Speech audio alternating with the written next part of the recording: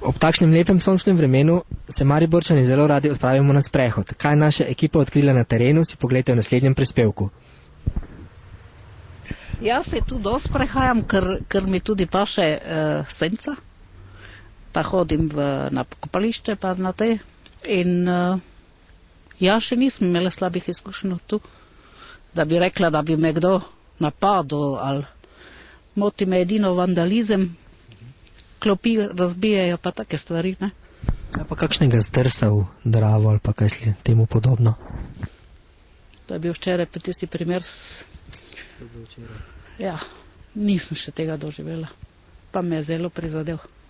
Sploh nima varnostnih poti in je žalostno, ker namreč v celem svetu je obrežje zavarovano za pešce, a sploh na Mariboru, ko vozijo kolesarji pa otroci, je zelo, zelo nerodno. Zanima nas vaše mnenje, kakšna je varnost sprehajalnih poti v Mariboru ob Dravi?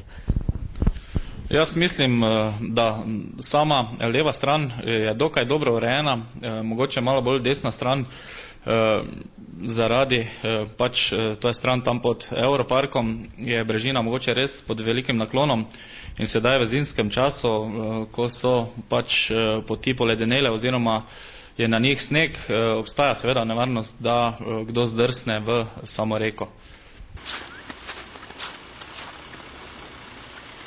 Za Maribor je sramota, da sploh nima urejenega obrežja, da sploh nima nič, da ni ene klopi od dvoetažnega mosta pa do Koblerjevega zaliva, da nima se človek kje sest, turisti sedijo na tleh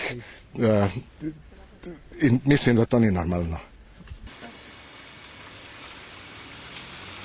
Ja, mi smo posredovali, vem, da pri mostu Studenška Brv je že enkrat sprehajalcev zdrsnilo v samo reko Dravo, na srečo ni bilo nič hujšega oziroma se je uspel ujeti tik pri vodi.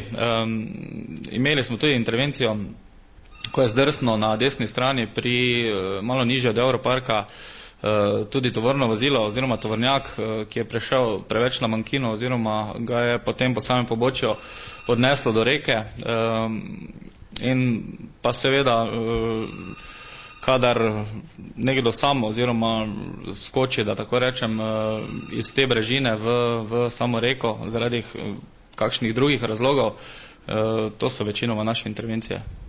Koliko intervencij pa opravite v enem obdobju?